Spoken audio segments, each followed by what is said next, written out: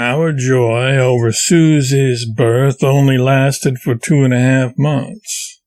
Our firstborn, who would turn out to be the only son we would have, died on June 2nd, 1872, at 1.5 years of age. Not since the death of Henry had I felt so much guilt. I always had to wonder if my mother blamed me for luring her baby Henry onto the river. Now I did not want Livy to ever have the notion that the death of her baby boy was as a result of my inexcusable inattention.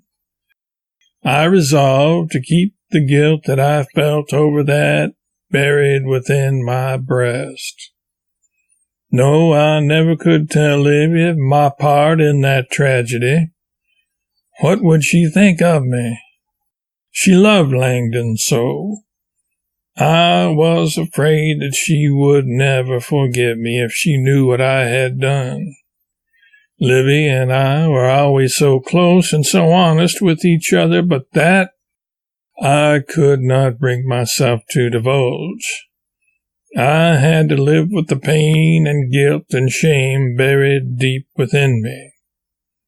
It was not until after Livy died that I would once in a great while unburden myself of my secret to a close friend that I trusted.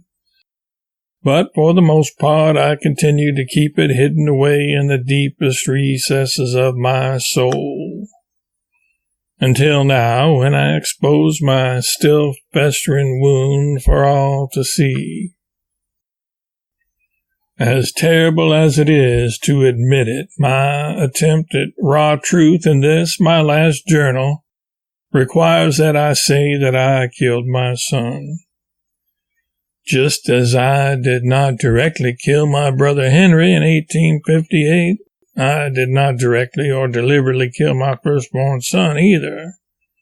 Nevertheless, it was my fault that Langdon died. Here is how that happened. One cold winter's day, I took Langdon out for a drive in the coach. Starting out, he was well wrapped about with furs, and in the hands of a careful person no harm would have come to him, but I soon dropped into a reverie, and before I knew it, the Arctic blasts had blown the blanket partly off Langdon and exposed his flesh.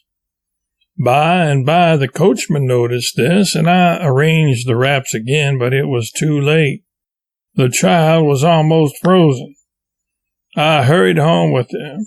I was aghast at what I had done, and I feared the consequences. I have always felt shame for that treacherous morning's work and have not allowed myself to think of it when I could help it. And I will endeavor to never think of it again.